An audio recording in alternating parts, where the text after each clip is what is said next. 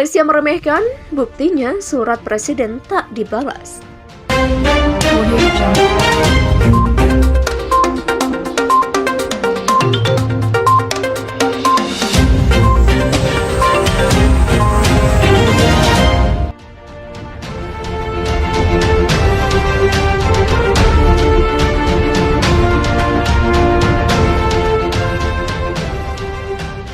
Mantan Gubernur DKI Jakarta mengatakan Indonesia harusnya lebih keras kepada Malaysia.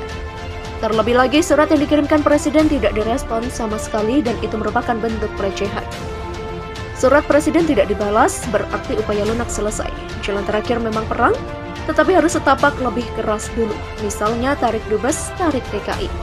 Demikian ujarnya saat ditemui di kantornya Jalan KH Mas Mansur, Tanah Abang, Jakarta pada Selasa. Pria yang akrab disapa Bang Yos tersebut menjelaskan bahwa pengiriman surat ke pemerintah Malaysia yang dikirim Presiden terkait kasus penangkapan staf Kementerian Kelautan dan Perikanan atau KKP merupakan hal yang sangat penting. Harusnya dijawab itu surat penting, demikian jelasnya. Meski demikian, lanjut Bang Yos, jika pilihan terakhir adalah perang, Indonesia bisa dikatakan siap dari segi peralatan. Momentum tersebut menurut Letnan Jenderal TNI Purnawirawan itu hal yang baik untuk mengevaluasi perlengkapan senjata TNI. Tentara kita sangat siap untuk perang, lowong dia teken, kontrak untuk mati. Itu bisa kita atasi dengan gerilya. Untuk peralatan, ini momentum untuk menginventarisir senjata kita. Demikian jelasnya. Bang Yos melanjutkan langkah tegas pemerintah Indonesia sangat ditunggu setelah perundingan di Kinabalu tuntas dan selesai. Kita harus menunggu hasil perundingan, kalau tidak memuaskan kita harus keras dan tegas. Demikian tandasnya. Ketegangan hubungan yang terjadi antara pemerintah Indonesia dengan Malaysia ternyata tak mempengaruhi hubungan provinsi Bangka Belitung dengan Malaysia. Galeri Malaka yang baru saja diresmikan dalam acara DMDI hingga saat ini masih berjalan dengan baik. Kalau tentang Galeri Malaka tidak terjadi masalah, hubungan antara Malaka dengan Babel terjalin dengan baik. Saya beberapa hari lalu baru pergi ke Malaka untuk menghadiri acara MTQ tingkat nasional DMDI. Tidak ada permasalahan, saya disambut baik di sana. Demikian ujar Wakil Gubernur di ruangannya. Dijelaskan Syam dalam pidato kedua DMDI, Datuk Seri Haji Moh Ali bin Moh Rustam memang pernah menyinggung masalah antara Indonesia dan Malaysia. Namun ia mengatakan masalah tersebut agar upaya diselesaikan secara kekeluargaan.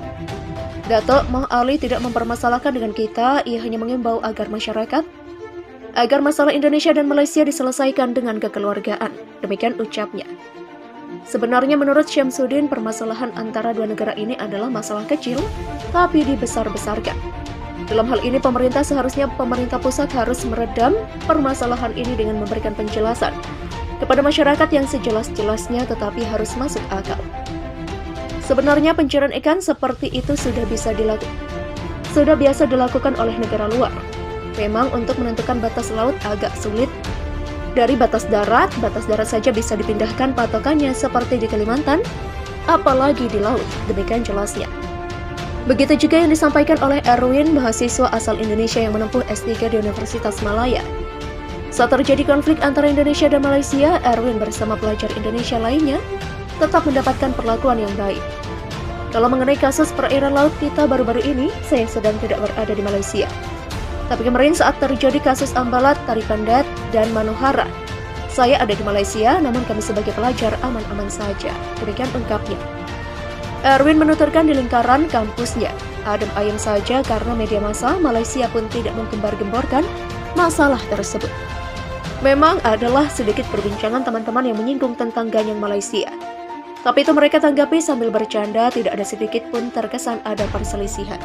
Demikian ucapnya. Bahkan kata Erwin, di Malaysia tidak pernah terjadi demonstrasi karena hal tersebut dilarang oleh pemerintah Malaysia. Sudah menjadi rahasia umum jika Indonesia adalah negara yang menarik perhatian dunia. Akibatnya banyak negara di dunia ingin menguasai Indonesia hingga akhirnya melakukan penjajahan atau kolonialisasi. Jika di masa lalu Belanda dan Portugis begitu menginginkan Indonesia, maka di era modern seperti sekarang, Malaysia lah yang kebelet ingin menguasai negeri ini. Alasannya sederhana, Indonesia memiliki sumber daya alam yang cukup berpotensi untuk dikeruk. Selanjutnya, kawasan Asia Tenggara di mana Indonesia berada adalah zona strategis untuk melakukan invasi ke negara Asia lain.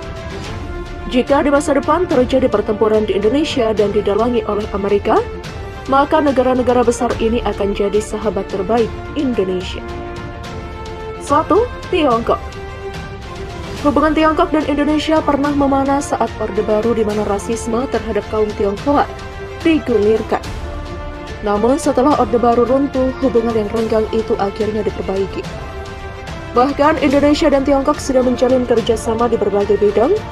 Hubungan baik ini membuat Tiongkok tak bisa melepaskan begitu saja. Dengan jumlah penduduk mencapai 250 juta jiwa, Indonesia adalah pasar terbaik untuk pebisnis. Sudah tidak terhitung lagi berapa banyak produk Tiongkok yang masuk ke Indonesia.